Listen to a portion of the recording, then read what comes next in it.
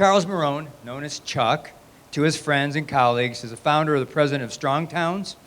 He is now retired professional engineer and land use planner with decades of experience. He holds a bachelor's degree in civil engineering and a master's in urban and regional planning, both from University of Minnesota and the Golden Gophers.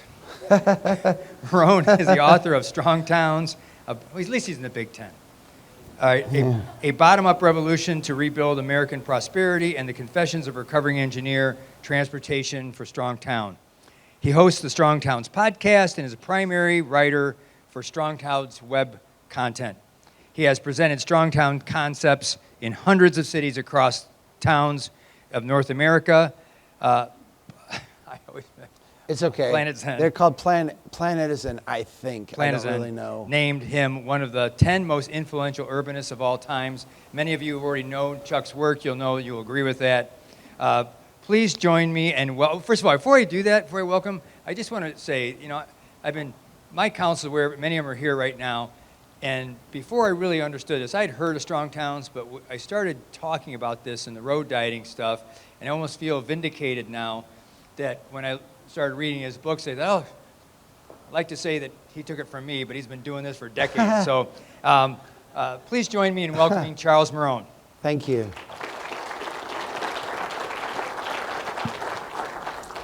Thank you. That bio was put together by our team, and it's always kind of funny to me because they wrote, I'm a retired civil engineer, which is, it makes me sound very old. I'm 49. Some of you in the crowd know why I'm a retired civil engineer. It's so that licensing boards stop harassing me, because when you talk about these things, there's certain kind of old mentalities that say you can't say these things. So by doing that, to kind of like bracket myself a little bit, the other part of the bio that's kind of funny is the Planetizen thing, because it was a popular vote. My kids, I shared it with my kids when that vote came out, and I was named number 10 in a list of like the 100 most influential urbanists of all time. It's got a lot of recency bias and a lot of like online bias. Thomas Jefferson, for example, was like number 50. And I think he's a bit more influential. My kids looked at that and they said, Dad, something's wrong with this list. So I'm like, I agree, kid. But it was a very nice honor. It's nice to be here with you. We had a very nice evening last night, a very nice dinner. I've enjoyed your city. I was invited here a long time ago. Generally, when we do these things, we have an internal meeting once a week where we talk about the requests that we get and how we make them work and who can go there and all that. Generally, we're working 4 to 6 months ahead. Sometimes you'll get a little bit beyond that. Your request came in a long time ago. And our team, works to assemble these and say who's going to go and how are we going to do this. And on our team, you had some very strong advocates for people saying we need to make this happen. I've never been to this part of the world. I've been all over Ohio, but I've never been to this part of Ohio. So it's nice to be here. We've got a lot of local people doing great work. We've got some longtime members here. We've got others. And I understand now a little bit more why my team was so insistent that we come here. Your leadership, the stuff you're doing here, really is emblematic of a lot of the stuff that we talk about at Strong Towns. And I just want to start by thanking you not only for the invitation, but for the hard work, and I'm sure the hard work that is to come, but all the stuff that you've done to share our message and to try to make these ideas and these principles come to life here in Northeastern Ohio. Last night I talked about transportation, and I can talk about transportation again today a little bit, but I kind of wanted to verge off a little bit and kind of go back to some of the earlier Strong Town stuff, because I feel like adding to the dialogue we had last night, there's some important things that I want to touch on and I want to share with you, starting with this historic photo of my own hometown. I'm from Brainerd, Minnesota.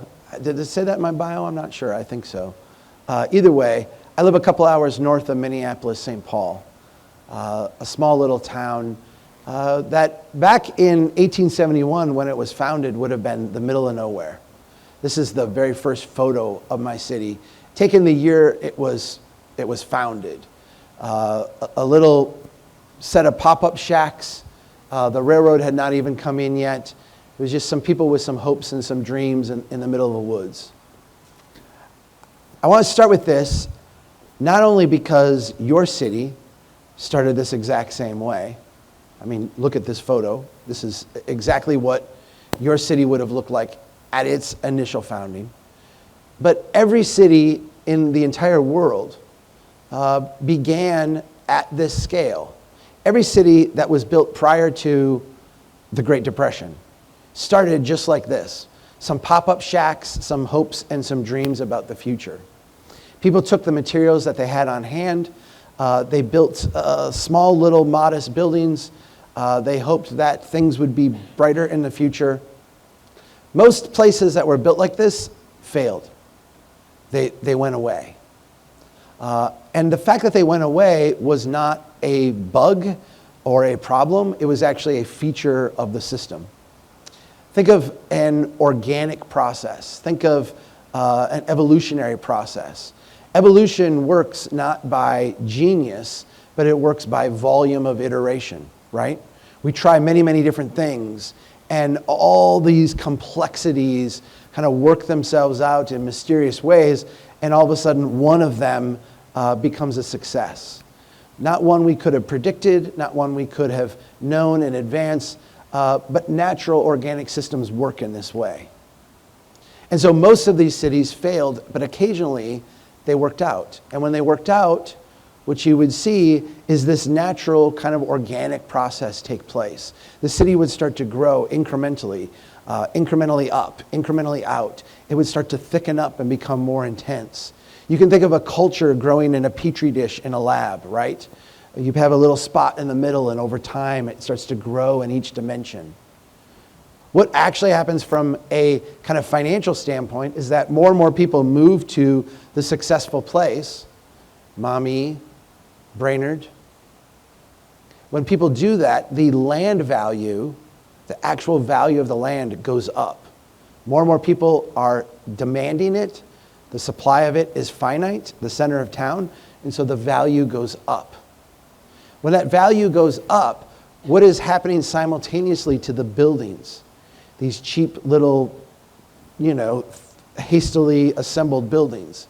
They're starting to rot and to fall apart and to need repair. So that combination of the land value going up and the buildings falling apart creates this natural redevelopment pressure where this street eventually would become this street here. This is the same exact street from roughly the same spot 33 years later. This is 1904. If we look a couple blocks off from this, right, what is it going to look like in our little petri dish of a city? It's going to be something at this scale, right? Because this is an organic system kind of growing naturally out. But this is what the center of town looked like. And after another 40 years of people moving to this city, land values going up, structures kept in different states of repair, some of them failing, some of them being maintained well. This natural redevelopment process would happen. People would buy these buildings, ultimately tear them down, and rebuild the downtown to look like this. Those wood structures are now replaced with buildings of brick and granite. Again, go out a block or two from here, and you're going to have a development pattern that looks like this. And go out a little bit further, and it will be at an intensity of this, right? This is the kind of natural, incremental development pattern that we see all over North America, all over the world, in fact. When we look at Maumee, we can look at a place that in parts of it got to that second and third generation of development intensity. When we go to Toledo, we see neighborhoods that got to the third and sometimes the fourth generation of development intensity before we got to the Great Depression. The Great Depression changed everything, and really the 20th century changed everything, but the Great Depression became like the shift point, right? You can say before and after. After we embarked on a brand new way of building. I'm just going to give you a snapshot of what this street looks like today. Here's the same street, taken roughly from this location here. So I tried to capture, I'm a little bit lower on the ground than this photo was taken, but it's basically the same shot. Here's what that looks like today. It's poorly occupied buildings, a lot of parking lots. I want to point out one thing about this photo that is striking, and I want to drive it home to you, because we've all grown used to this cycle of things, and we have our own way of explaining it and our own way of talking about it, our own way of making sense of it. And I get that. Everybody has a narrative to explain the reality that they live in. But I want you to step back from that narrative for a second and look at this and recognize that the city has invested, the city meaning the community, the taxpayers, the public, has invested $500,000 in public infrastructure in that little stretch of street. You add up the road and the sidewalk and the drainage systems and the sewer and the water and the electric and the lights, we've got $500,000 at least in that little stretch of street. Where's the wealth that we're going to tap into to sustain that investment? Where are the people that we're going to tax or are going to pay fees or are going to contribute some way to the overall public purse to allow us to steward this place to the next generation? I don't know. They're not here, right? This stuff doesn't pay any taxes. This stuff is pretty low value. All that wealth used to be there, right? Used to be there in spades. It no longer is there. Ooh. My computer is far away, so my timing on this, there's a little bit of a delay. We're fine, Travis. It'll work out. The wealth is no longer there, right? Why do we do this? And I think sitting in this room and looking at all of you, my guess is that if I asked you to write this down and then talk about it, you'd say something about like the automobile, technology, civilization. I think that those are all contributing factors, no doubt. But we can go around the world to places that have all of those things and do not have our development pattern. Our development pattern is unique. The North American development pattern is unique. We have other places that have copied aspects of it as a novelty in certain places, but nobody has done it at scale the way that we have done it across an entire continent. I think it's important to understand why. At the end of World War II, let me back up even a little further. Going into the Great Depression, there was obviously a lot of transformation going on. But when we hit the Great Depression, it's called the Great Depression for a reason. That there was huge amount of economic dislocation. I remember talking to my grandfather, who was a Marine in World War II, so he grew up in the Great Depression. And he told me that he lived very well during the Depression. He said he was very lucky. And I'm like, really, that's interesting. What did you do? And he said, well, he couldn't live at home for a variety of reasons. So the neighbors allowed him to sleep in the barn. He lived in their barn. They fed him, so he got to eat at their table. And he worked the farm. He said he was very lucky. This was in Minnesota, let's just be clear. So sleeping in the barn in Minnesota, very lucky. What I took away from that was that the Depression was really hard. Harder than, we in our long recession or great recession or whatever can even fathom, right? These were people living in very difficult times. The interesting thing about the Depression, if we try to understand them and their experience living through this, was not only that it was hard, it was very disorienting. Nobody understood what caused the Great Depression. Today, we debate the causes of it, right? You can read economists that will have one cause and then another economist will say, nope, that's wrong, it's this cause. We still debate today what caused the Great Depression. It's basically a complex system breaking down, right? Multiple causes and multiple vectors. Even more kind of disorienting, nobody knew how to get out of the Great Depression. Nobody knew exactly what to do to get the economy moving again, get people back to work, lower unemployment, make things better. We are taught in middle school that the thing that got us out of the Great Depression is, go ahead everybody, what got us out of the Great Depression? Seriously, that's the first time anyone's ever said that to me. Yeah, the Second World War was a thing that got us out of the Great Depression. And that should be a cue to you that our history is being written by economists, right? Because only an economist would look and say, oh, horrible economic depression, high unemployment, people out of work. How do we solve this horrible problem? Well, let's have a global war where tens of millions of people die, and that will solve the economic problem. If you are a bean counter in Washington, D.C., right, or you work on Wall Street and all you care about is numbers and spreadsheets, and you are, in a sense, blind to human suffering, which World War II was human suffering on a grand scale. If you are blind to this, World War II is a savior, right? We took millions of working age people, we shipped them overseas to kill and to die. We took millions of other working age people and put them to work in factories building all the stuff, right? The munitions, the ships, the planes, all the stuff that we needed to carry on a war. And all of a sudden the economy was booming again. Yay, war, right? I'm not a big fan of economists and the way they measure success. Rationing butter, rationing sugar, rationing gas. This is not prosperity. But economically, the economy was booming again. As the war was coming to an end, the economists around the president, FDR at the time, and then ultimately Truman, but this was written to FDR, started to panic.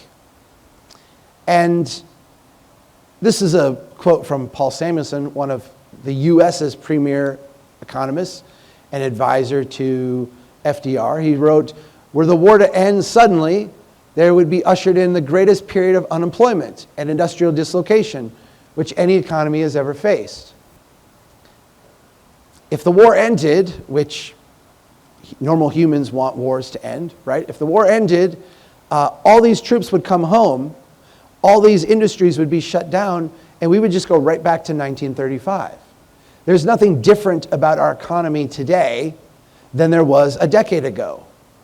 And so we shut this war down, and the thing that got us out of the Great Depression, World War II, is over, and we go right back to the Great Depression.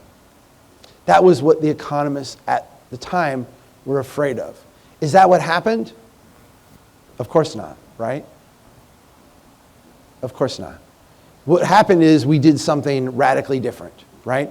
We introduced a different economic model. We built a different version of America. And in building this different version of America, we were able to promise or project out for our people a very high standard of living. We were able to grow a middle class. We were able to experience prosperity that no civilization has ever experienced. Broad prosperity, the way nobody else has ever done. I'm writing a book right now about housing policy, and it's fascinating because all these programs were put in place during the Great Depression to stop housing from going down. And we took those policies at the end of World War II and we said, wow, that worked really well for stopping the economy go down. What if we just turned that around and said, would it make it go up? And yeah, it has, really, really well. It still does. Housing is broadly unaffordable today because we've been so successful in making the prices go up and up and up. Understand where we were at the end of World War II. We were the only major industrial power not decimated by war. European countries had been shipping their gold to us during World War I and World War II to buy things from us. We had the world's gold. We had the world's reserve currency. We had more oil coming out of the ground than Saudi Arabia. We controlled the seas. We were the only global superpower, unrivaled. Just coming out of a depression in World War II. And we took all of that capacity, including, and I think this is really important for us today as we sit here, including a population that was united in a way that we just don't experience. Most of you are old enough to remember 9/11. Remember that feeling on 9/11 that the person next to you was your brother, your sister? Remember that feeling that we were all tied together in this thing? That this was like we were American and we were all together. Remember Nancy Pelosi and George W. Bush standing arm in arm, singing God Bless America on the Capitol steps? Bizarre things that today, right, in the prism of today where we can't agree on like where to hold a meeting about something. This was a generation that had lived through years of that. Years of that. They did not have a problem uniting, coming together, figuring things out, making things work. They had common bonds that were forged through many, many hardships and difficulties together. And they took all of this capacity and they put it into delivering this new version of America. A new version of America that would create a permanent prosperity, is what they called it. A permanent prosperity that could eventually reach everyone. And, we're sitting in a room today that I think is all white. It feels that way, maybe not.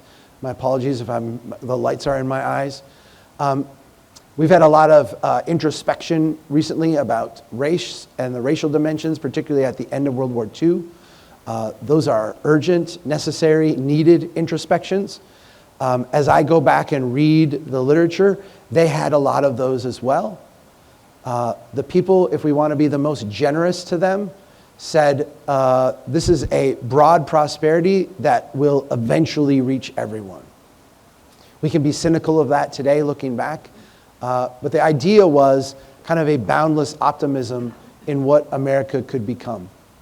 And I guess I want to say, we still today look back at this period of time with a tremendous amount of nostalgia.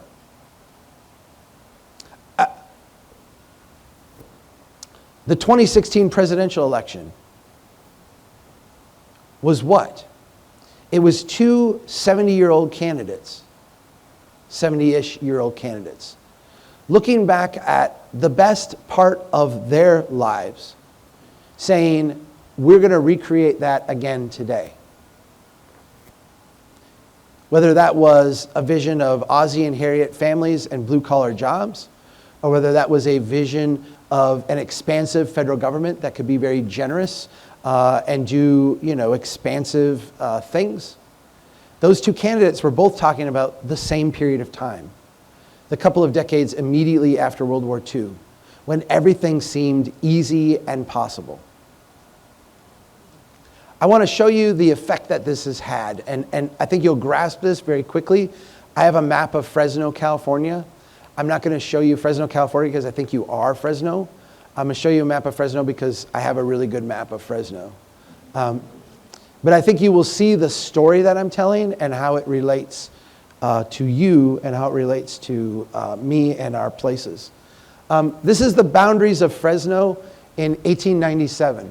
I can actually walk up to this. So this is how big Fresno was in 1897. I want you to watch how it changes over time. And Travis will try to do this remotely. This one has some timing to it, but we'll make it work. 1909. Now we're going to go to 1922. You see this incremental development pattern. Remember I talked about the growth in the Petri dish? That's what you're seeing taking place here, that incremental pattern of development. Now we're going to go to 1935, hopefully. No? Yes? No, 1934, sorry. And then give me the next one, Travis. 1945? 46. I'm off by a year. All right. Do you see what's happened here? Fresno has grown. Even during the Great Depression, it continued to grow. That's one of the kind of hallmarks of anti-fragile organic systems, is they can grow in good times, they can grow in bad times. They incrementally kind of fill in and thicken up and respond to stress and opportunity. But now you've got Fresno at the end of World War II. Now we're going to have a completely different development pattern. We're going to grow. We're going to try to grow our way to prosperity, avoid the next Great Depression. Travis, give me the next one. 1970. Go ahead. 83. 95. And give me the last one here. 2010. Hold it right there. Does this look familiar? Yes, this looks familiar, right? This is what every city of every size in North America did. My little hometown of Brainerd, Minnesota, at the end of World War II was 13,500 people. Today, we are 13,500 people. We're 10 times the area. So, same amount of people, 10 times the amount of area to provide police protection, fire protection, 10 times roughly the amount of road, the amount of pipe, the amount of stuff. This is the story of America. I'm not sure why. Oh, here we go. There's some data that I was part of a project in Lafayette, Louisiana. There's some data that we collected there that kind of tells this story. I'm going to share that with you now, and I'm going to share a map of Lafayette in a little bit. At the end of World War II, Lafayette's population was a little bit over 33,000. Today it's a little over 120,000. It's a 3.5 times rate of growth. So a very robust amount of growth. Lafayette's one of our post-war success stories, right? But when we look at Lafayette, Louisiana, at the end of World War II, it took 5 feet of pipe per person to provide drinking water for the people of Lafayette. Today it takes 50 feet of pipe per person. That's a 10 times increase. At the end of World War II, it took 2.4 hydrants per 1,000 people to provide fire protection for the people of Lafayette. Today it takes 21 times that amount. Now, we can look at this and say, okay, Chuck, like, I get it. You know, yes, the population is growing, but our liabilities are growing by much more. Okay, but we're so much richer today, right? We're so much better off. We have bigger houses. We have more cars, we have more stuff, we have a higher standard of living, we're living a more prosperous life. Of course we would have more liabilities. We're richer, we're wealthier. And I guess the question that I have is, where do we measure that? Where does that show up?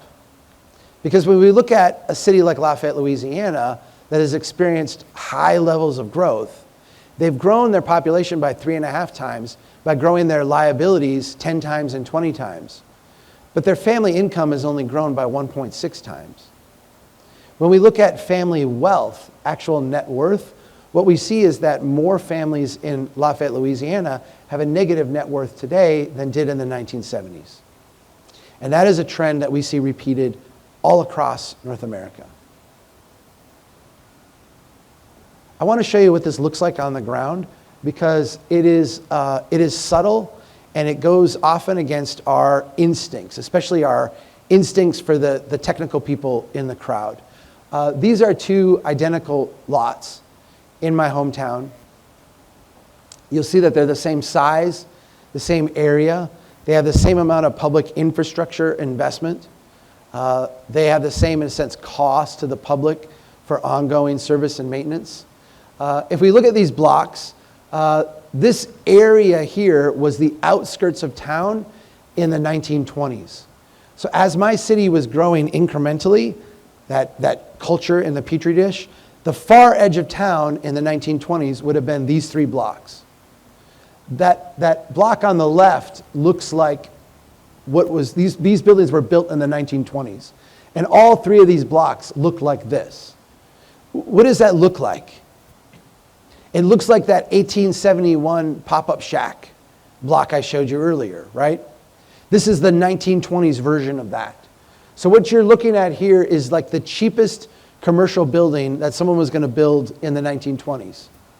And had this been successful, right, the people who built this assumed we would follow human history, and over time, these would get second and third stories. The buildings become more intense, more ornate, more people would move to the neighborhood, it would become more successful. That's the general pattern of city building that humans up to that point in human history had understood around the world, right? 2 blocks over used to look just like that block on the left. The city had it torn down, and we got it redeveloped with Taco John's. Drive-through taco restaurant. You all have Taco John's? No? Think of Taco John's as like Norwegian Mexican food, right? Wildly popular. We were thrilled to have this, right? If we go to City Hall actually has like checklists, right, for development. And this checked every box. We got rid of blight, check. We got a building that meets all the zoning codes, check. It's got the proper amount of parking, check. It's got commercial sprinkler systems, ADA compliant bathrooms. It meets the sign ordinance. The bike walk advocates showed up at the meeting and said, we would like a sidewalk. So they built a sidewalk right there. The sidewalk ends right on the edge of their property, but they built that little stretch. The environmental people showed up and said, we would like native plants in the stormwater, native plantings and something natural. So in the stormwater area back here, they put native plants in. This met everybody's checklist for what a good development would be. Here's what nobody bothered to consider. That old blighted rundown block has a total value of $1.1 million. That shiny and new one, it's the same size area, it's the same amount of public infrastructure, it's the same cost to provide ongoing service and maintenance, is only worth $600,000. The city is actually collecting 78% more revenue from the property on the left than the property on the right. And I understand that you all rely more locally on income taxes than other parts of the country. You should know that the block on the left not only has more local ownerships of business, right? This has 0 local ownership. This has multiple local owners. But this place employs more people, has more sales tax revenue, or has more transactions going on. And when we went and interviewed both places, the people on this side use local attorneys, they bank locally, they use local accountants, they source their office supplies locally. They have this long list of local things that they do. They're part of a local economic ecosystem. This place over here is employing fewer people with no local ownership and does none of those things locally. This is part of a, this example here is very compelling, but it is part of a broader story, a broader narrative that we see playing out across the entire continent. Everywhere where we've tried this development pattern, we see the same kind of thing. I'm going to show you some maps now of community wealth. These were done by a group in North Carolina called Urban 3. You might have heard of Joe Minicozy. He's on that list of Planet Edison's 100 most influential planners. He is a genius. He should be number 9, maybe. He's one of my best friends. I love him. If you think of a farmer going out and spreading seed across a field, the parts of the field that grow up the most robustly, that's the part that we say is the most productive, right? That's where you get the most bushels per acre. So what these maps are going to show you is in different cities, where do we get the most value per acre? Where do we have the most productive types of building forms? This is Buffalo, New York. I start with Buffalo, New York because I have a soft spot for Buffalo. I bet that if I spent time in Toledo, I would have a soft spot for Toledo as well. Buffalo is one of those cities who had its kind of peak in the early 1900s, right, before the Great Depression. If you go there today, you'll still see vestiges of it, right? Grand buildings, beautiful things, but it's all amid decline and decay, right, that has set in. Decades of neglect. Buffalo has lost population every single year since the end of World War II, including last year. Steady downward trend. Yet when we step back and we say, where is the wealth in Buffalo? Where is Buffalo's wealth concentrated? I can ask it a third time. There we go. What we see is that it's clustered in that core downtown. And not only is this area here a repository of wealth, despite the decline, despite the neglect, it absolutely dwarfs everything that we've built subsequently. Travis, I'm going to give you a cue, and I want you to just keep shuffling through these, because I just have a bunch of these maps now, and I'm not going to stop and explain each one. But go ahead and give me the next. Keep going. Because what I want to show you here is that this is a trend that we see in places all over North America. We see this in big cities. We see it in small cities. We see it in coastal cities. We see it in inland cities. We see it in high elevation, low elevation places, the same kind of thing. When we have the traditional development pattern, when we have places that were built pre-Great Depression. All right, stop on the next one right there. When we have places that were built pre-Great Depression, what we see is they have tremendous financial productivity regardless of how they have been cared for subsequently. And when we see places that are post-Great Depression, the further you go out in time, the more upside down they are in terms of finances. The more they cost to provide service to, and the less they provide in relation in terms of overall revenue. This is a trend that we have seen everywhere, including all over Ohio, where multiple cities have been mapped in this way. I said I would go back to Lafayette, and I want to show you this map of Lafayette, Louisiana. This one looks like all the other ones. All the other ones looked at community wealth. Where's the wealth of the community? Where's the productivity taking place? This one here is more of a profit and loss map for the city. So in Lafayette, Louisiana, they had a mayor who asked us to come and explain to them why they had no money. And we went in and we spent a long period of time meeting with different staff members, analyzing their budgets, looking at where they were spending their money. We came up with dozens of maps to show, here's where your expenses are.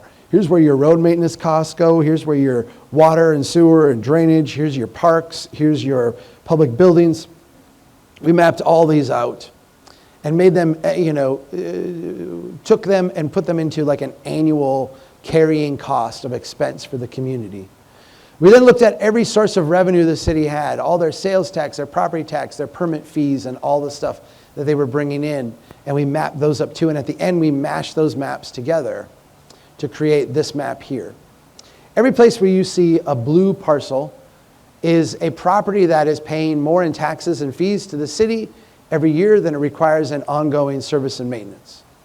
And every place you see a red, it's the exact opposite. These places require more expense to provide service and maintenance than they generate in revenue. The higher the line goes, the more the disparity.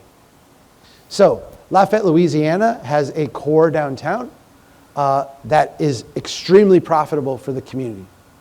They also have this kind of crescent of blue that runs through here that, again, is very, very profitable. I'm going to show you what these places look like. Travis, give me one slide advance. Just one. Go back one. This is the core downtown of Lafayette, Louisiana. Let me just pause here so you can look at that. Think about what your core downtown here looks like. They were in that culture in the Petri dish. They were far less mature than you when we reached the Great Depression. And so their core downtown looks very junky and run down compared to yours.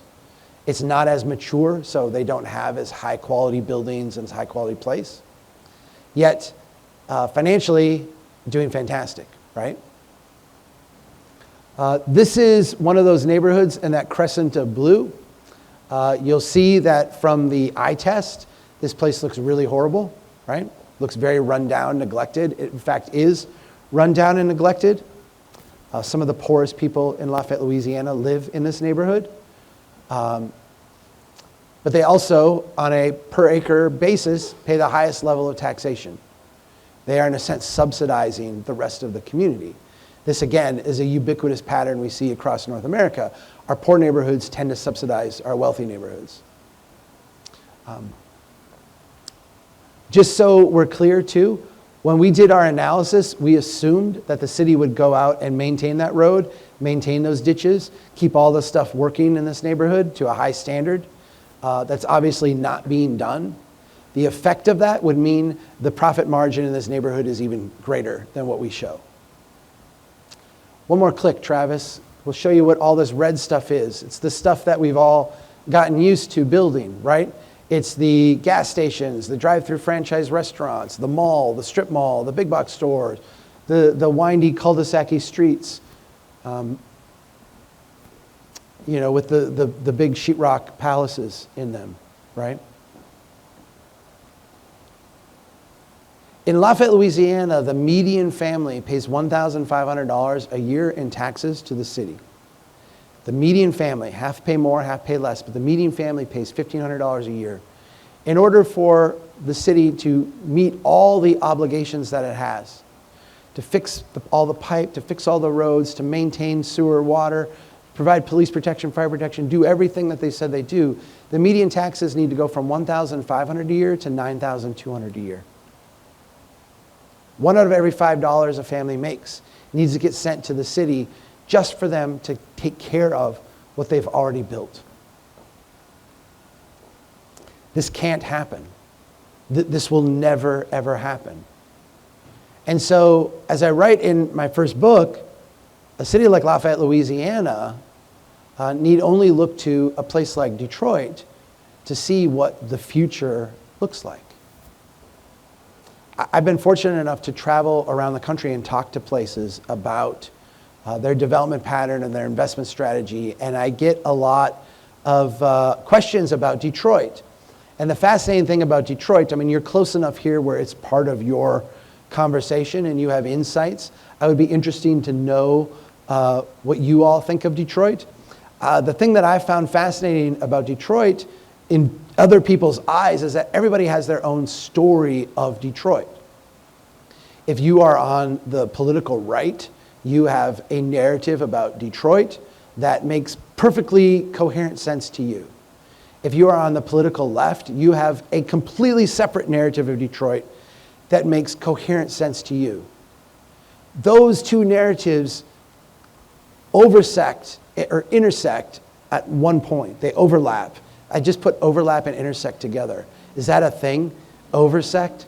They overlap, they intersect in one point. And that one point is, my city is not Detroit. It's the only thing that red states and blue states agree on, is that we are not Detroit. To me, Detroit is not a difficult thing to figure out, right? If you go back to the early 1900s, Detroit was not only one of our most successful cities, but one of the most successful cities in the world. I'm sure that I'm saying things you all know, but I've been astounded by the level of wealth that still exists in part of Detroit. I mean, if you've not been to the Opera House, oh my gosh. I mean, you could pick this up and drop it in Milan and it would not be out of place.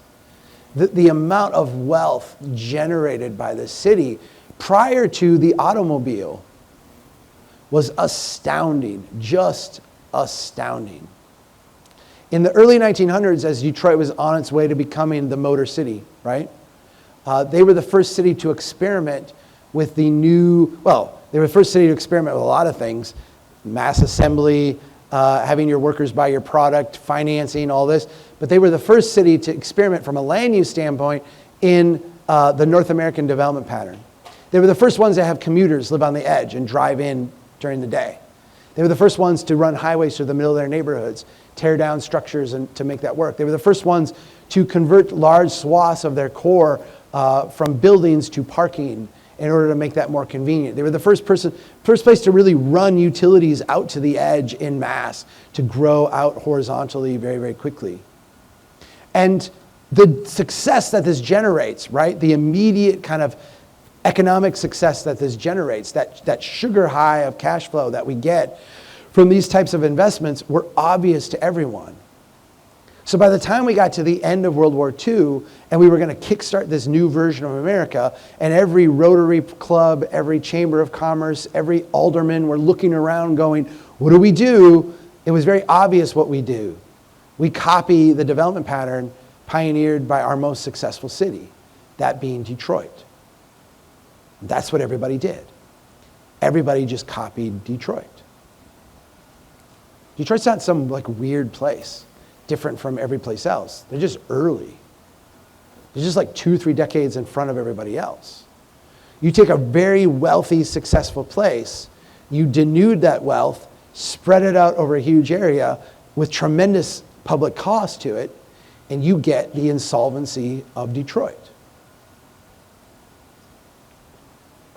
I wrote that at the end of chapter 3 of my book, and my mom, who read an early version of the book, called me up and said, "Chucky, this is a very sad book." So, Mom, keep reading. It gets better. I share that story because I want us to have a sense of urgency. I want us to have a sense of urgency over. Yeah, I'll just stay here. I want us to have a sense of urgency over how this stuff works out. Because it's easy for us to go about our day-to-day work and focus on the problem in front of us and the thing in front of us. But we have to be able to, first of all, talk coherently about what is going on to our neighbors. And that means we have to care about our neighbors. We have to have empathy towards them. We have to understand their perspective. We have to be able to contextualize the things that are going on around us in a way that comports with reality. There's a lot of psychological experimentation that has been done. There's a famous one with rats in a cage. And you subject a rat in a cage. I'm not suggesting you do this, but I'm saying what people have done. This seems cruel in many ways, but I'm going to share it with you because it's illuminating.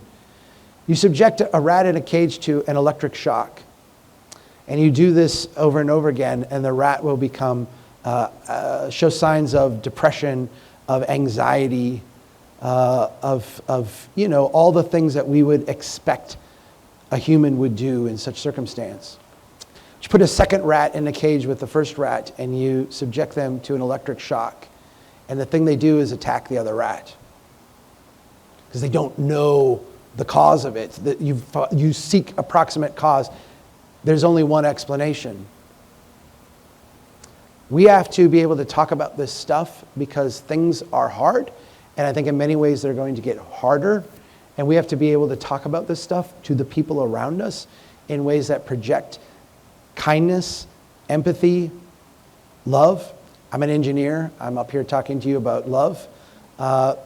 We have to be able to do this if we want to work our way through these problems. Last night I shared 3 things that we need to do right now. And I'm going to share those things again today. If you were here last night, I'm going to put a little bit different spin on them. But these are things to get us started. I feel like there's a ton of work to do, but it's work that requires us to think very differently about our places. This is a tiny house. In my community, we've passed tiny house ordinances because we want to see tiny houses happen. My ancestors in the same city would have called this a house. For some reason, we have taken what is a starter home and subjected it to all kinds of weird regulatory processes. If you want to build a tiny house in my city, you have to meet all the requirements of a house. Then you have to meet, subpart A through M of the tiny house ordinance. You have to go meet with your neighbors. You have to go genuflect in front of the planning board. You have to do all these things to prove that a starter house is not going to create mayhem and chaos within the neighborhood. This is the building block of civilization. We can go around the world for thousands of years and look at places, and what we see is that humans started with small little places. Modest things that they could afford. There's nothing wrong with a 500 square foot house. Over time, as they saved up some money, as they were able to build their own capacity, they would do an addition. They had a kid, they put on a second story. The neighbor would come over and help. They would go help their neighbor. This is standard stuff that we have made extremely difficult. We need to change our rules, regulations, approaches, mindset to not just allow this stuff, but to actually find a way to do it at scale. It is bizarre to me that we are in cities here in Ohio that are economically distressed, that also have unaffordable housing. In none of human history has that ever happened. And there's a lot of reasons for it that are macroeconomic, but there's also reasons that are deeply local and personal. And one of them is that we have made things like this, that people used to do to get started, illegal and off limits. Travis, I'll take the next slide. This is a shot from Muskegon, Michigan. You can drive there and see this. I've met people here the last couple of days who have done that. Muskegon, Michigan was our strongest town of the year. We run a contest every year to identify cities that are doing great things, undergoing really good transformation, adopting good practices. Muskegon was our winner. One of the great things that Muskegon did was Muskegon recognized that their downtown needed some help. During their process of deindustrialization, a lot of their downtown office spaces and retail spaces were abandoned. And to get those spaces full, what they found is that in the conventional model, they needed to go out and subsidize people to come in there, help them fix the sprinklers, put in a commercial sprinkler system, upgrade the bathrooms to be ADA compliant, do all these things that are very important, but that local people did not have the capacity to do. If you're starting a brand new business and you don't know if it's going to work, the idea of investing $200,000, $300,000 in upgrading a building is just not possible, right? Muskegon realized they weren't going to make any money subsidizing businesses to move in. It was going to be a big financial loser for them. So what they did instead is they went out, bought a bunch of storage sheds, painted them up funky colors, brought them out and put them in a street, in a gap they had in their streetscape near their downtown, and they rented them out dirt cheap to start up entrepreneurs. No huge amount of paperwork, no long-term leases. Just, if we got a space where you're on the waiting list, come in, it's $75 a month, sign a form, start your business. The idea here, and let me say something, because I feel like there's a parallel here. We often confuse entrepreneurs with investors. Investors are people with money who are looking for a place to put it to get a return. I don't have a problem with investors. We need investors in our community, but investors are different than entrepreneurs. Entrepreneurs are crazy people who have an idea, who don't recognize that they can fail, right? They're passionate people. And the thing about entrepreneurs, and I'm going to say this with kindness about Muskegon, because I think it will help. Often the poorest people in our communities are the most entrepreneurial. And they're the most entrepreneurial because they have to be, right? What Muskegon did is created a place for entrepreneurs to come to start their business and to try things out in a low stakes environment. Try, fail, try, fail, try, fail, try, succeed. Figure it out, right? You could afford to fail here because you didn't have hundreds of thousands invested. You didn't have a long-term lease. Yeah, you had limitations on size. You had limitations on hours of operation, all this stuff. But you had an agglomeration. You had a cluster of people doing similar stuff. A lot of foot traffic. People could figure things out. If you go to Muskegon today, you'll see these sheds. They're talking about moving them now because this lot has become really valuable and they want to develop it, but they're just going to move it up the street, right? The really great thing about Muskegon today is if you go to their core downtown, they're full of businesses. And a lot of those businesses got their start, got proof of concept in these storage sheds. And were able to mature and graduate up into those core downtown spaces, take on those long-term loans, do the capital improvements that needed to be done, and do it with confidence and be very successful at it. Here's the last thing I want to give you. And this is the hardest, especially for technical people who reside in City Hall day to day. I worked many years as a civil engineer. I worked many years as a land planner. And there's a certain, I'm not going to go so far as to say hubris, but there's a certain professional confidence that you have to do those jobs. You have to be able to look at traffic projections. Okay, now I am going to use some. Now I will say hubris, because my mind went into traffic projections, and I hate traffic projections. You have to be able to look at traffic projections that you know in your heart are total crap and made up, and pretend that they actually represent a projection of reality that you have confidence with in the future. You have to be able to look at population projections. You have to be able to look at growth calculations. You have to be able to look at zoning classes. You have to be able to look at a whole bunch of stuff that exists in the real world with deep levels of complexity. You have to be able to look at that and simplify it down and project out to decision makers that you know what you're talking about. Often we go to bed at night believing we do know what we're talking about. And in that, we are wrong. In all cases. Cities are complex systems. There's so much stuff going on. And we look at, like, we did this road project and we put in decorative lights and we tried to get the street going, and this one building just didn't work out. Why didn't it work out? Well, because some old lady owns it and she lives in Florida now, and her kids are fighting over her estate, and everything gets into massive complexity right away, all the time. Our best plans, when they meet with reality, meet with deep levels of complexity.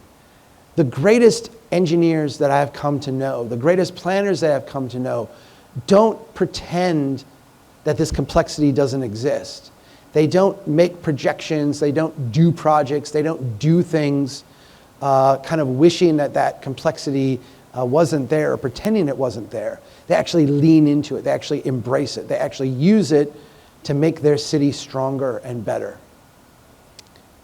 I say this as a prelude because for decades and decades and decades, our North American development pattern has been driven by top-down investments that are meant to simplify complexity down to projects. We're going to build this street. We're going to build this building. We're going to create this park. We're going to do this thing. And there's cash flows, vertical cash flows, to make those happen.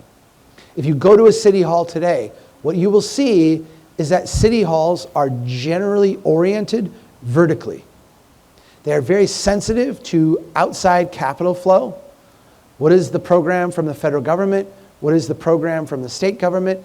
Who is the developer that will come in our community and bring capital in? And how do we then deploy that in our neighborhoods? We develop processes and systems to work vertically.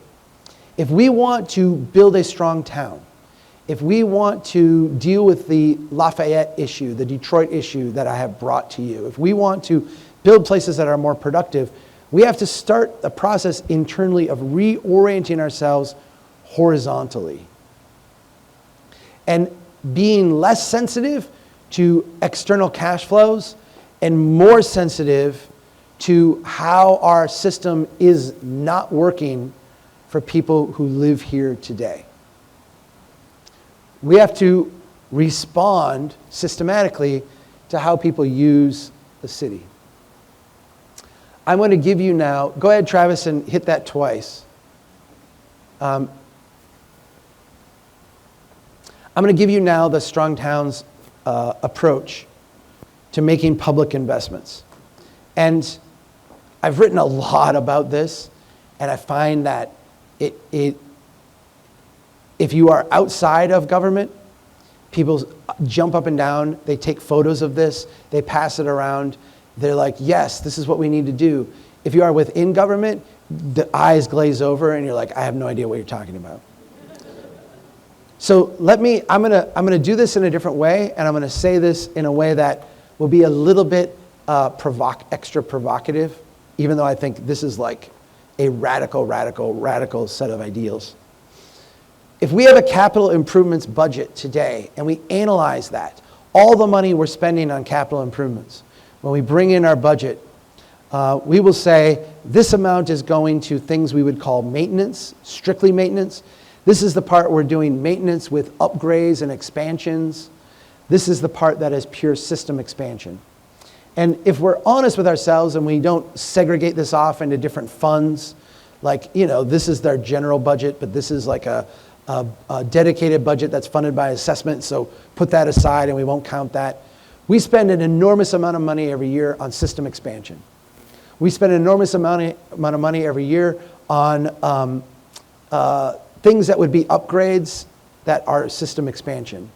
And we spend a reasonably small amount of money in comparison to things that would just be like rote maintenance.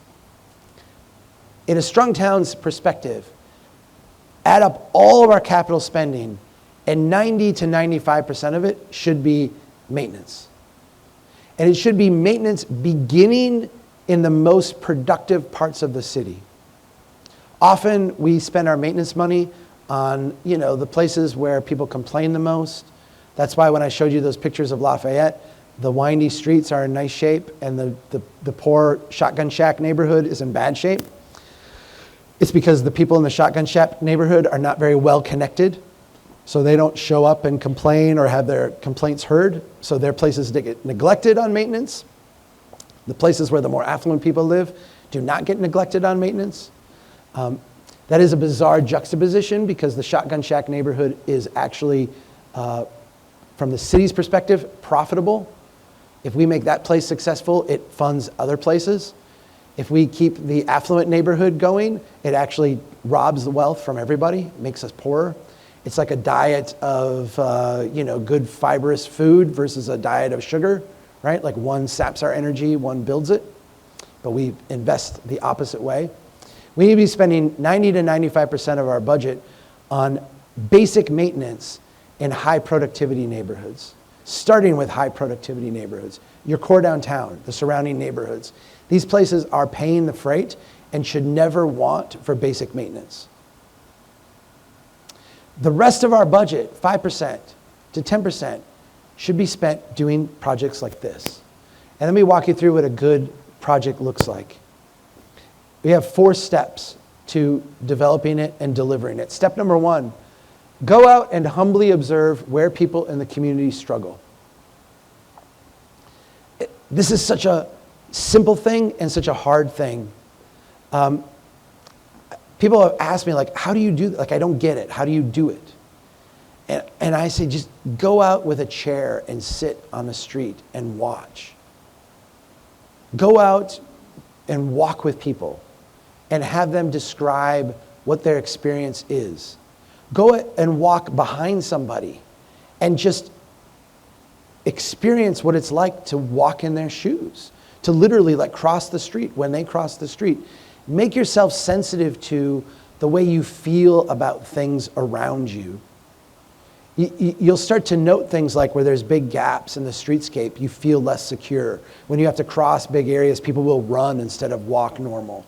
When you walk by empty storefronts, it'll feel different than when you walk by a storefront that has a certain way. You'll start to notice the architecture, the trees, all the different kind of flavors of a space.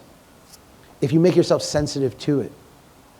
Try to humble yourself to actually grasp what people are experiencing and where their interaction with the city as it has been built is difficult.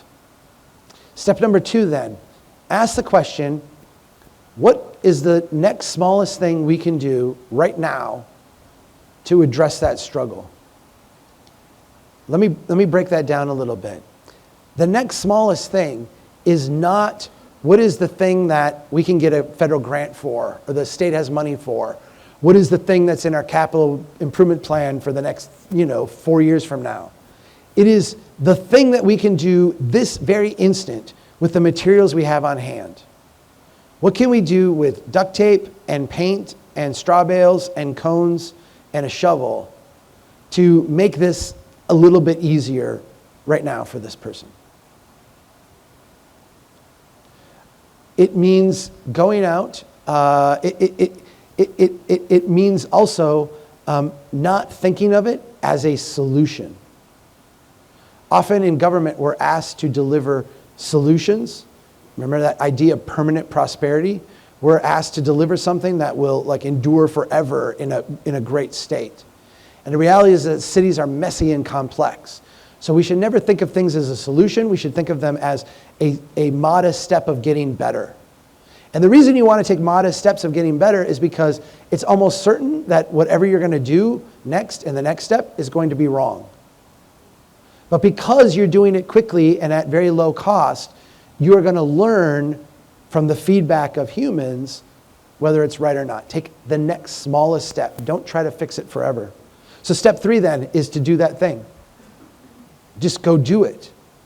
Don't form a committee. Don't bring in a consultant. Don't study it for 6 months. It's a small little thing. Go do it. And then step 4 is to repeat that process over and over and over. Imagine if we were spending 5% of our overall capital budget deploying people and doing projects like this.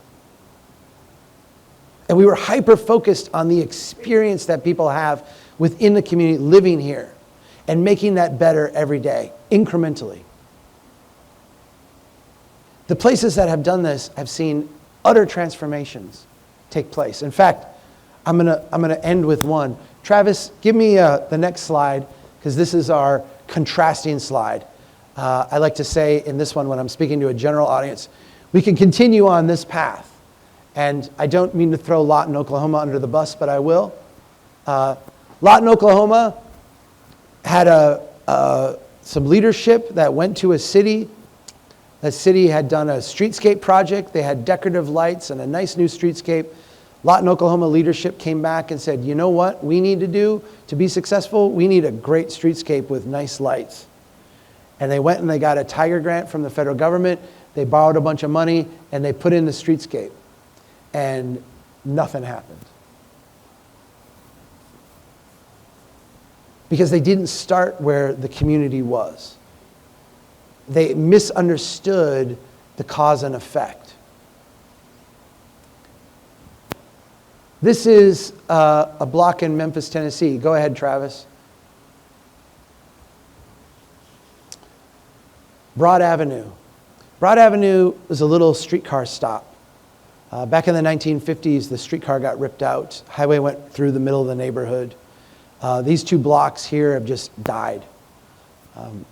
Some residents, fed up with the decline and neglect, took matters into their own hands. They went out, they worked with the owners of the buildings to get them swept out and cleaned up.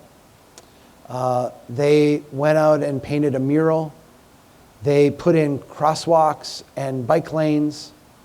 They, for one weekend, invited businesses from around the community to come in and open up in these empty storefronts out on the street and just show people what could be if someone cared about this block.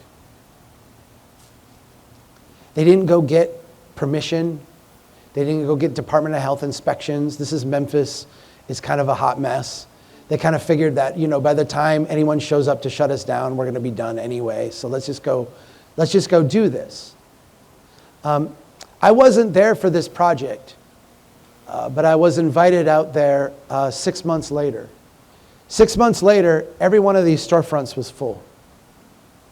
A lot of the business had started out during this little street project. Yeah, Travis. Oh, I got it. All right. The city looked at this kind of amazing groundswell of social capital, amazing groundswell of people doing things, and started to measure like what was going on. As a direct result of this project, 29 properties that were renovated or rebuilt, 50% increase in rents. And I know some of you are going to go, oh no, we don't want rent to go up. Yes, you do. Especially when your rent is 0 or near 0. You definitely want there to be more value, more wealth created in a place. What this is recognizing is that there's more activity going on here. Because there's more activity going on here, people can afford to pay more for the space. That is a sign of success. What you have here at Broad Avenue is it's not success of an outsider coming in raising rents. It's success of the people in the neighborhood able to raise rents. It's growing internal capacity. It's a huge distinction. There's 25 new businesses that have opened up, and here's the number I want you to see. $15 million of new investment in this neighborhood as a direct result of this project. The total public cost for this initial phase, $0. The city, because they're really smart in Memphis, they're really, really smart. People ask me, where should I go to see people doing great stuff? Go to Memphis. You're going to see some of the worst, some of the lowest, some of the hardest parts of America. You're going to see some of the most beautiful stuff too. And often they're a block apart, right? Some of the most struggling neighborhoods, they're doing beautiful, beautiful things. Having huge payoff. In Memphis, Tennessee, the city is very smart. They're smart because they're poor, by the way. They went in and they said, wow, this is great. We never would have come up with this at City Hall, but our job is to make sure it never goes back. So this paint that was bought at like Hardware Hank and washed away after 3 months, they went out and put real good paint down and made it permanent. They went out after a couple years when this was still going strong and starting to expand, and they actually took this stuff and made it permanent. They put permanent curbs in here. They put permanent trees in here. Not a multi-million-dollar project, still a modest project, but they took what had been temporary and made it the next increment of mature, the next increment of permanent. And the really smart thing is that they went 2 blocks down and did the temporary paint and the temporary stuff in those blocks. Because they recognize that if it worked really well over here, let's try that experiment next door and see if we can get some of the love that's brewing in this place to kind of ooze over and make those neighborhoods well too on the cheap. This is a story of success. And we see these kind of successes repeated over and over and over again.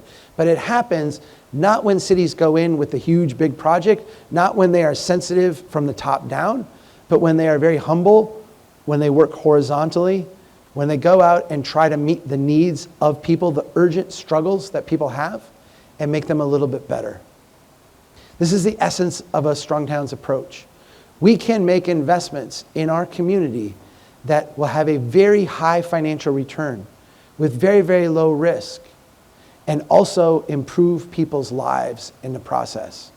Be guaranteed to have that outcome when we focus on where people struggle and discipline ourselves in that way. Thank you very much for inviting me here today.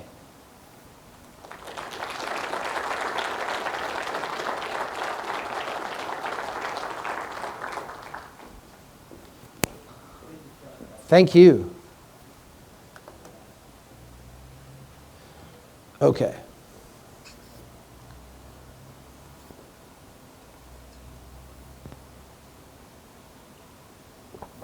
I have to get on a plane, but I have like an hour and change before I have to leave. So we have plenty of time.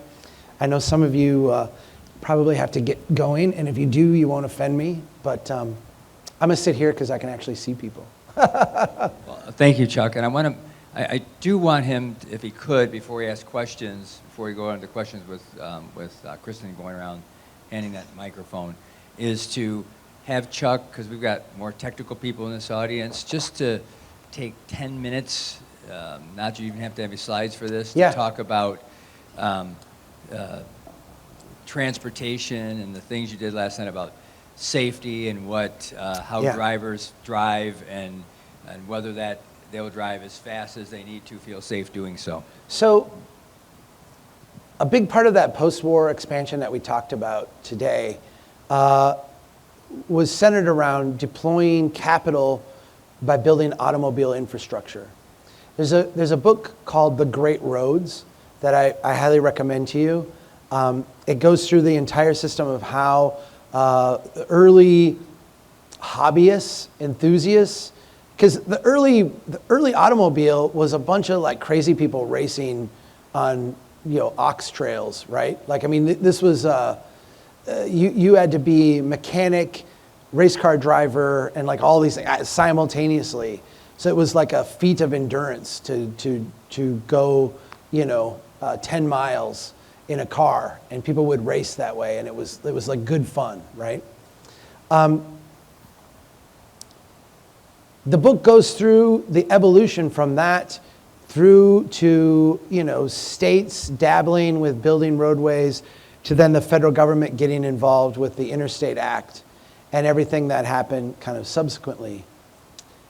You will be exposed to things like engineers, and I'm not exaggerating, had a plan to detonate atomic weapons in the Rocky Mountains in order to cut a road through the Rocky Mountains. They actually were going to level like a cut through the Rockies with atomic weapons. Was the most logical way to do this, right? That was one of the points where people were like, what are we doing? But what you see is that we asked engineers in the late 1950s, early 1960s to build the largest infrastructure project ever done using a relatively new technology and relatively untested methods and means across an entire continent. That is a monumental undertaking. And so what happened was the methodology of doing that had to be developed on the fly, but had to also be standardized across 50 states, if you've ever driven across Nebraska, you know how big this country is, right? Like drive across Texas once is a small part of the country. It takes forever. It's astounding. The technological feat that these engineers did is nothing short of miraculous. But what happened is that this sucked all the energy, all the kind of mental capacity, all the ways we think about this stuff. It kind of sucked it all up in highway building. And highway building became, in a sense, like the thing we did. So when we started to look at the highway that runs through the middle of the city, when we started to look at the best way to expand our cities out horizontally, when we looked at the best ways to rebuild our neighborhoods that were struggling, the body of practice that we had to draw from, the best practices of the day, all were descendant from highway construction. And so literally, we built highways in the middle of neighborhoods. Now, you're like, well, Chuck, the interstate looks a lot different than the road through my neighborhood. Yeah, not the interstate of the 1950s. It kind of looks like the road through your neighborhood. And if you go look at the way we build safety into these kind of neighborhood local systems, the way we do it is very kind of driver focused. So we want to make the road safer for people driving. So what do? Well, we widen out the lanes. We give them a little bit more room to move. We add shoulders. We add clear zones on the side so that if they go off the road, they've got places that they can recover. They're not going to hit things. And so standard engineering practice today, descendant from highway design, takes the principles of what in the business was called forgiving design, the idea that a highway should not have steep curves, not have dramatic shifts, it should just flow, be very smooth. We took those same principles and we said we can improve safety by doing those things in neighborhoods. Wider streets, more lanes, wider shoulders, wider clear zones. When we do those things in a city, we make it safer for drivers to drive high speeds by having two different outcomes. Actually, three if we want to look at the financial, but let's just look at safety. Drivers can drive very quickly, and we reduce kind of the day-to-day friction, but we make crashes that drivers have with each other far more violent. And when you get into a city, you are in a complex environment that is very different than a highway, obviously. You're in an environment where people start, stop, turn, pull out, park. For automobiles, this has made a scenario like very, very dangerous. But what we've also done is we've also shifted the burden onto people who are not in an automobile. Our designs, in a sense, prior to really the last 20 years, our designs completely ignore everybody outside of an automobile. This was a big issue in the 60s and the 70s. And people showed up all over and fought this. There would be big protests in cities. They're like, I am used to walking to the store. I'm used to walking here. I live in this neighborhood. We just lost our 2 grocery stores. And in the US, we had a narrative of progress, and those people eventually went away and stopped being part of our dialogue. In other parts of the world, and I'll say in parts of the country that more look like other parts of the world, so I talked about the maturing of cities. Out west, if you go out to California, by the time you get to the end of World War II, California cities, I mean, I showed you Fresno, were not very mature. The stuff that was there was in a state that was going to fall apart and be rebuilt at some point. They hadn't really gotten to the big brick buildings and all that. San Francisco, yes, parts of other cities to a degree, but the wide swath of California was built after World War II on this new concept. If you go to the Northeast, Boston, New York City, Philadelphia, they have large parts of their cities that were established where bringing these standards in and retrofitting it meant huge cultural disruptions. Those places were the only places in North America that fought back. Baltimore fought back against this highway building mentality to any degree, but even they were not very successful.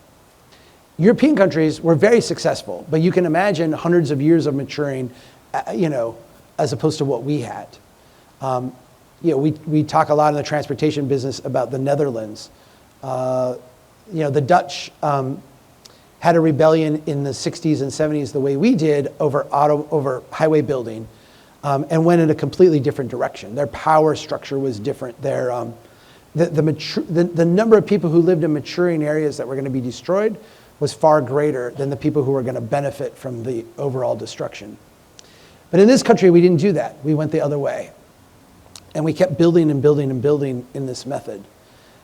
Taking our neighborhoods that were walkable by design and in a sense imposing an auto-oriented DNA structure on them, like almost changing their DNA structure. We all recognize this had devastating effects on neighborhoods, but it has had devastating effects on the safety of our transportation system and the financial viability of that system long term. Cities, throughout all of human history, and I'm going to say this is going to sound very coarse. I realize there's nuance to this, and I realize there's probably a more empathetic way to say this, but go with me because this is not a talk. I'm going to talk about transportation. Cities of the past used to be rich people surrounded by poor people. That's what a city was. And you can think of it as like the city walls and the people living outside the walls and like a castle kind of sense.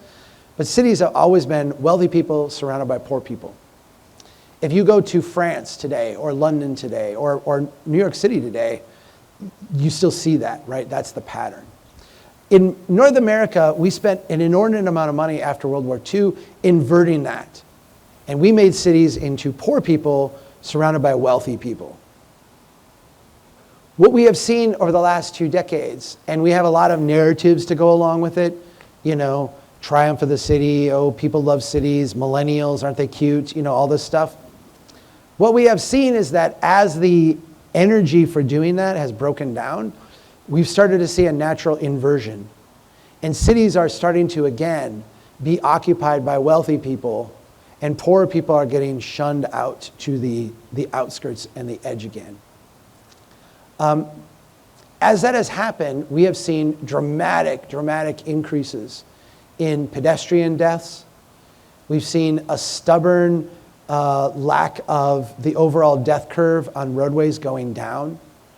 And this is easily explainable by the design patterns that we've chosen. When you take affluent people, and bring them back into the core of a city, and you have them out walking around on roadways that are designed with forgiving design to ensure, number one, that cars can move very quickly at speed, you're going to get conflicts, and you're going to get traumatic injuries and deaths. Because designing for high speeds where you have complexity is a recipe for that kind of tragedy. When you take poor people who often are unable to drive or for reasons of financial sense don't drive, and you put them out into areas that were designed exclusively for driving, again, you wind up with the same type of mismatch. They're walking on the side of a road where it's very dangerous. They're trying to cross roads where it's very dangerous, where no one ever anticipated them doing so. And so what we're seeing is pedestrian deaths skyrocket in both kind of places. This is a system that we can't afford, number one. Number two, it's a system that is very, very dangerous for people. And number three, it's a system that as we mature in it, we find actually doesn't get you anywhere very quickly. When I look at the things that you're doing out here, I'm going to say this with some kindness. I think you've taken a street that was probably a D or an F and made it into a C or a low B kind of grade. It is a vast improvement, right? It is much, much better. Look at the level of pushback you've gotten for doing that. It's been, you've had a lot of like, oh my gosh, I can't drive through Maumee anymore. Oh, it's horrible, it's terrible. You need to take that and then go to the next step. And not only in your core in the middle of town, but in all these surrounding neighborhoods. It should be very, very easy for anyone to live within 12 blocks of where we're sitting right here today. It should be easier for them to walk to this theater than to drive. If we do that, what we will find is that we will spend a lot less on transportation. We will get a lot more in terms of wealth in our neighborhoods. That wealth will be nicely distributed across our people in our place. And we will have one of the most prosperous cities that you'll ever find in Ohio. Let me stop there. I feel like there's obviously I wrote a whole book about transportation, and I think if we can get our minds around that one concept that the things that we call standards today in the United States are standards for highways that have been roughly adapted to local streets. They are not standards for building great places. I think we can find it in our capacity to walk away from those standards and to recognize that building a great street is actually a block by block, very bottom up, very collaborative kind of thing. Not something that comes out of a design manual, not something that you would do in a 12-block stretch all at once. It is a deeply nuanced, very local, very human-centric kind of thing. So, let's see if there are any other questions or thoughts. Please, she's got a microphone, but I think I can probably hear you. Well, Go ahead. Probably everybody can hear, but we are recording. We're recording, so we you have to use the microphone so that we can hear the questions that you're asking. But if you have a question, yeah, come on down. And tell us who you are, too. Excuse me. Hi, I'm Sandy Spang. This is kind of a continuation of what you were just talking about. I just was interested in your take on the Department of Transportation's pilot program for connecting communities, which the U.S. DOT? Yeah, it tries to take the effects of the construction of highways and looks to reconnect neighborhoods. And I wondered if you had any thoughts about how effective it might be and what kind of projects are going to be most effective. Do you want a generous take or do you want my real thoughts? Okay. I absolutely hate the program. And I hate everything about it. I have no good thoughts about it at all. Let me try to be generous. I feel like there are a lot of people who recognize that this problem exists and needs a change. Mayor Pete Buttigieg South Bend, one of the nation's greatest leaders as a mayor of doing bottom-up changes to make the city a better place. If you go to South Bend, if you could see back 20 years and see what it's like today, it's an utter transformation. And a lot of it was driven by the mayor and his vision. And it was a vision of slowing down traffic, making South Bend, downtown, a better place to be, not in a tourist sense, but in a real life, how do we make it better for the people here to live? Utter transformation. Secretary Pete is sensitive to a different set of things. And I like him as a person. I've sat in his office, I've chatted with him. He is a very nice man. I think he wants what's best. He works for a president and in a system that has very different priorities. For every dollar we're spending, let me just start with this. For every dollar we're spending on reconnecting communities, we are spending 1,000x. I mean, the whole program is like $1 billion, and the entire federal disbursement is like $800 billion. So like it is, to say it is an afterthought in the overall budget, it is the marketing brochure of the larger thing, right? The $800 billion we passed is a highway expansion bill.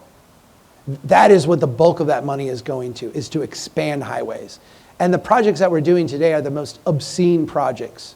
They're the projects that, you know, we're going to add an interchange here and it's $1.5 billion. Or we're going to build, there's a highway they're putting on a mile of it around Shreveport, tearing down a historic black neighborhood to do it, $1 billion. Just to throw $1 billion here, $1 billion here, all this expansion stuff. These projects are obscene.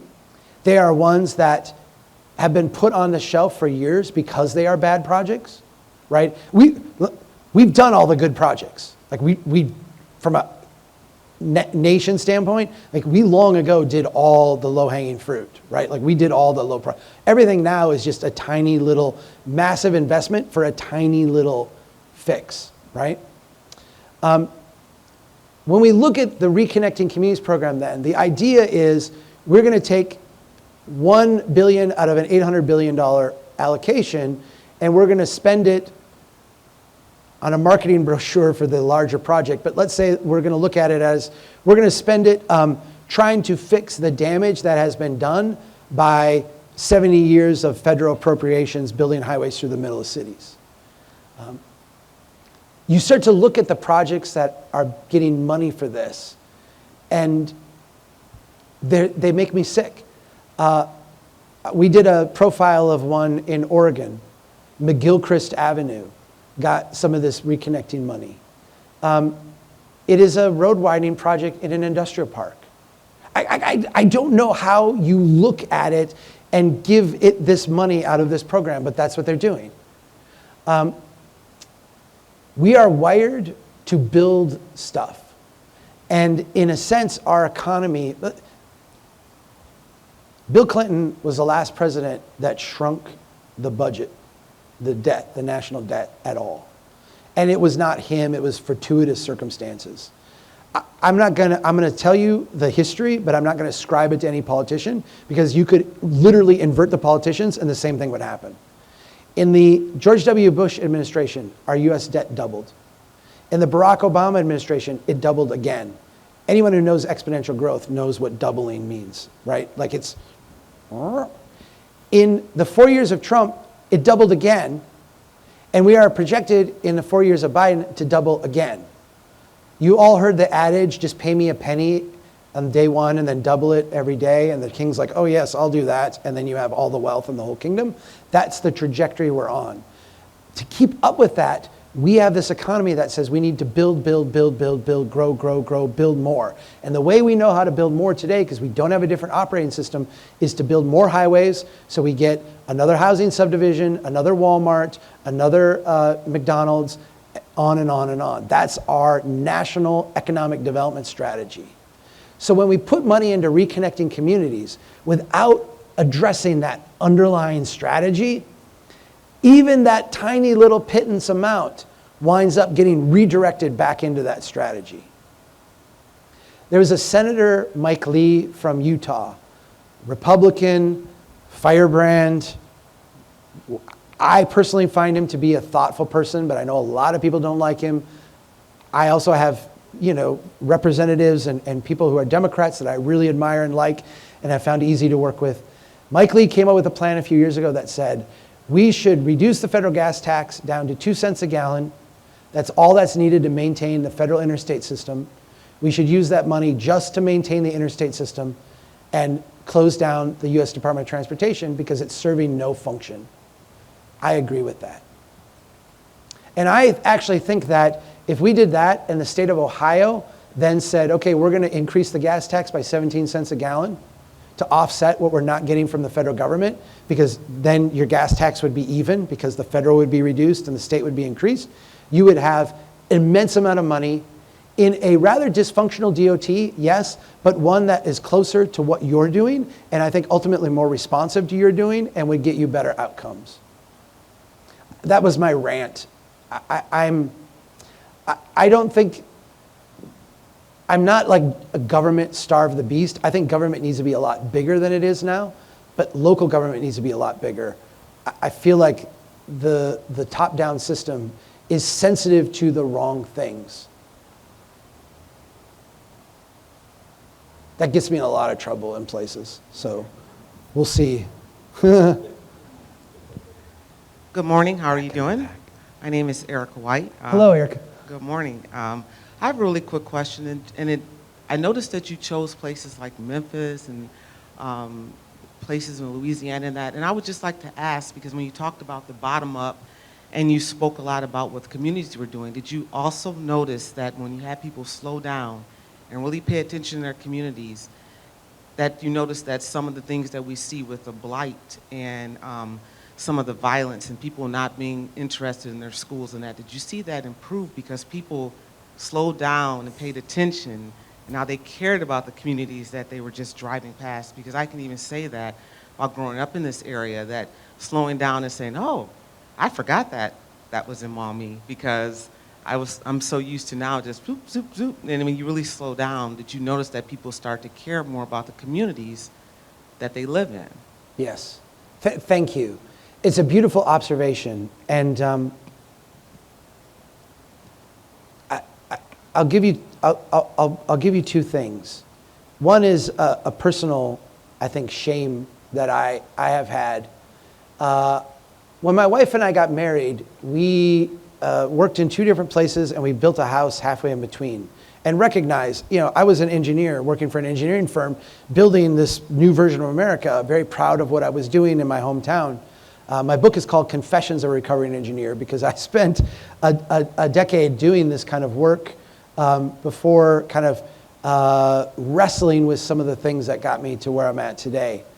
In that mindset, I had a lot of notions of what was good for the city of Brainerd, which I did not live in. I had friends that lived there. I'd grown up on the edge of it on a farm, and now I lived like 10 miles away. But I worked there, and I knew what was good for them, and I knew what should happen there, and I had a very strong sense of what it should be because I drove through it every day. I drove through it, parked in my office, went in, came back out. 7 years ago, my wife and I moved to the city. We moved to the core of it. I'm 4 blocks from the core downtown. I walk to work every day. I'm on the planning commission meeting. I walk to the meetings. I walk to the school and bring my kids home. I walk pretty much everywhere I go. I bike sometimes, but it's so tight, like biking's a waste of it. Like, it's more fun to walk. I have an utterly different mindset about the city today and recognize how dramatically ignorant I was of what was happening, what should happen, where people struggle, what the things that are going on. And it was my view from behind the dashboard versus my view of being in the place. And so when you describe this, I recognize it in myself and have kind of a deep amount of shame over my ignorance of being separated from it by the windshield. That being said, Shreveport, places that I talk about, but Shreveport in particular, is a place where I think the opposite has occurred. Not where people have gotten out from behind a car and recognized something, but where people who were outside of the car already living in the neighborhood used it to reach people who were just driving by. There's a beautiful story, and you can find it on our website if you search Shreveport. There's this beautiful woman named Rosie. She's lived in this neighborhood, Allendale. That's the neighborhood that is going to be destroyed by the highway. And because it's going to be destroyed by the highway, and because this has been a line on a map for decades, the neighborhood has had massive amounts of disinvestment. Rosie, and this is a couple decades ago, had drug deals going on across from her house in this neighborhood. There was an abandoned lot where there was nothing there, and people would meet, and at one point there was some gunfire, and she just said, this is not safe. And Rosie went out and started to build, and she calls it the Garden of Love. She started to take this little lot that was abandoned and make a garden out of it.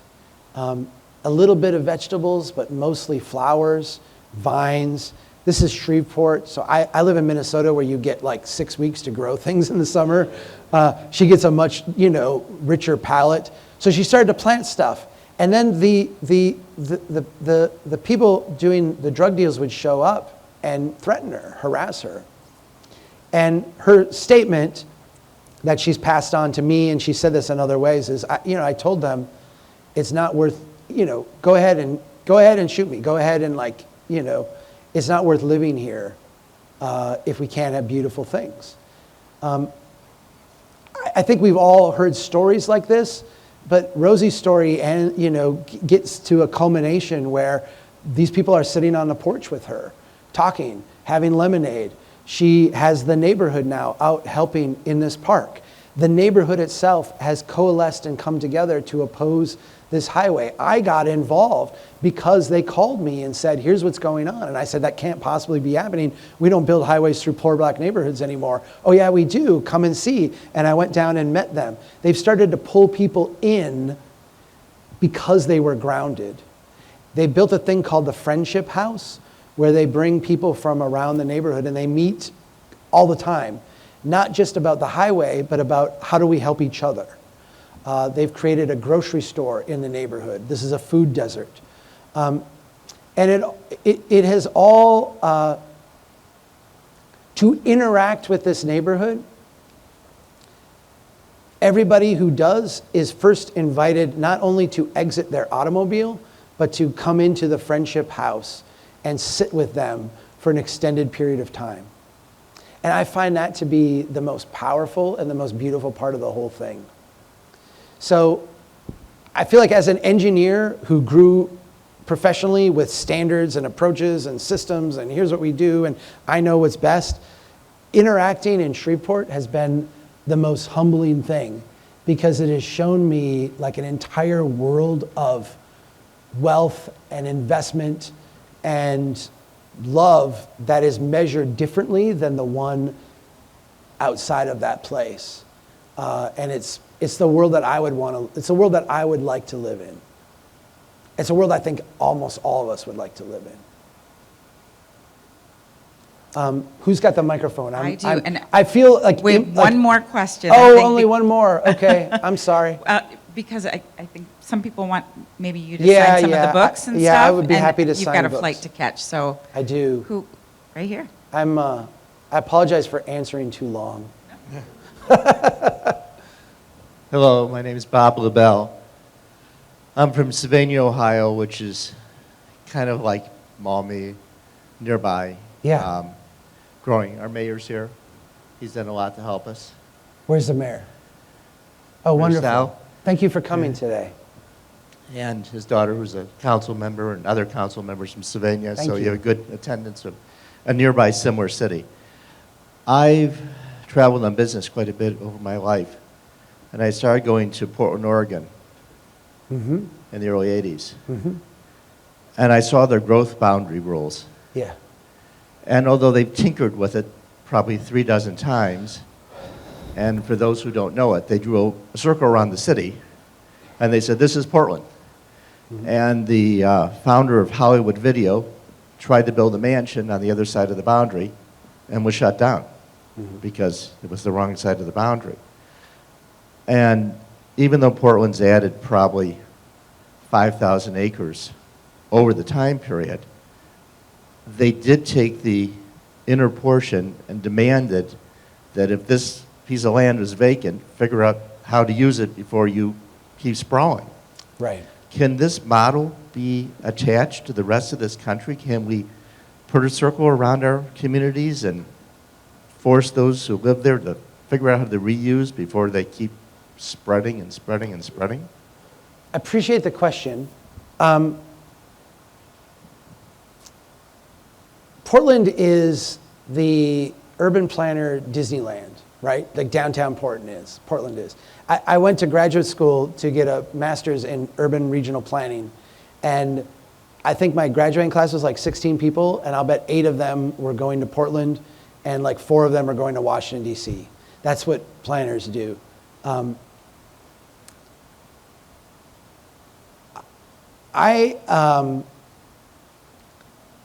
feel like my gut answer to your question is no. Like I would not pursue this approach.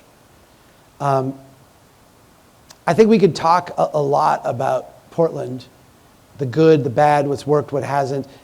In Portland, they're very passionate about the urban growth boundary. They point to a lot of their successes as being part of this. I've been to Portland. Almost all of Portland looks like the rest of North America. Like once you get outside of the Disneyland part, it's very ordinary for the most part. It's ridiculously expensive. They also have had some very weird public projects in terms of building rail and stuff that they also point to as being big successes. But I have toured a lot of these places and find them bewildering. You know, a billion-dollar transit stop where you get off and there's nothing for like 2 blocks in any direction. It's very. I feel like there's a lot of good intentions there.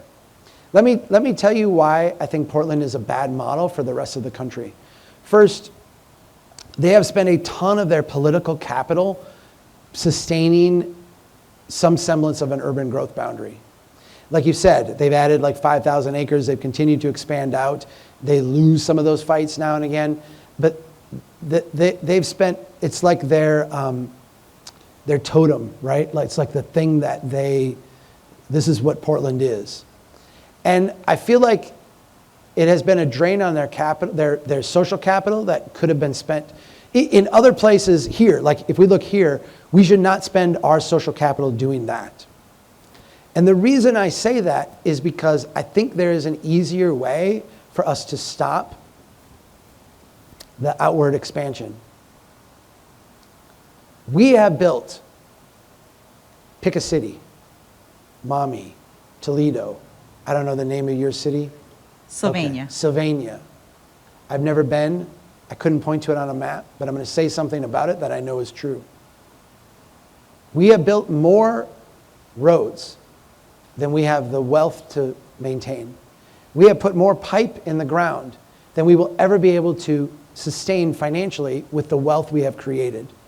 We have more obligations that we have done to enable this outward expansion than we have the wealth, the capacity to sustain. And so our cities are, in a sense, a ward of the state.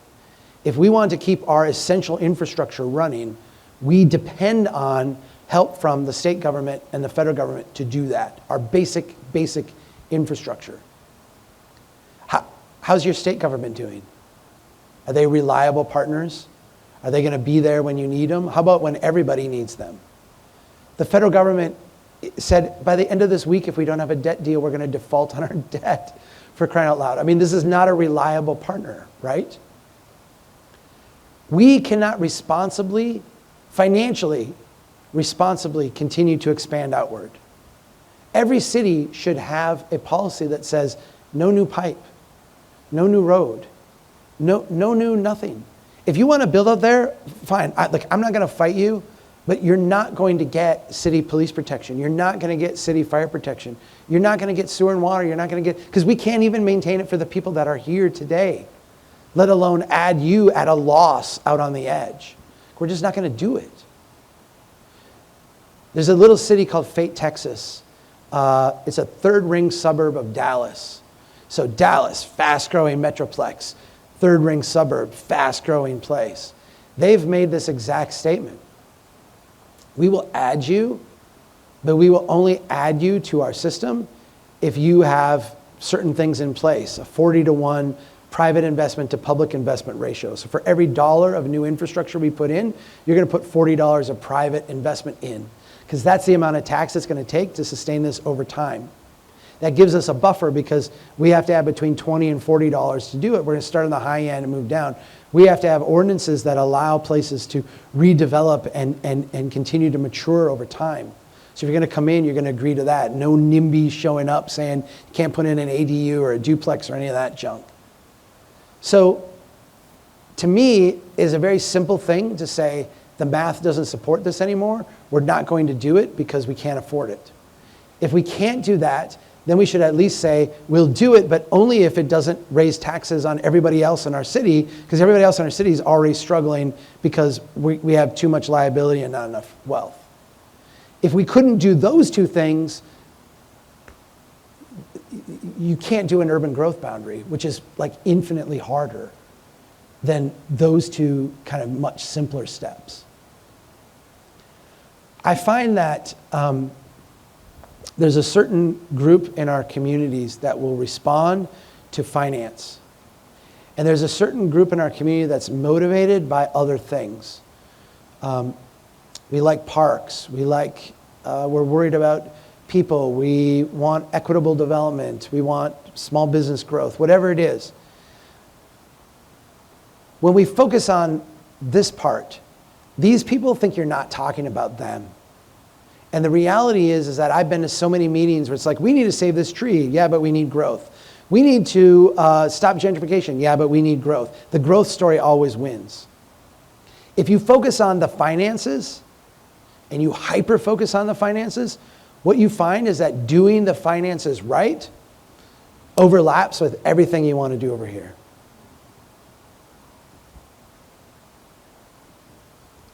I'm just talking about a strategy.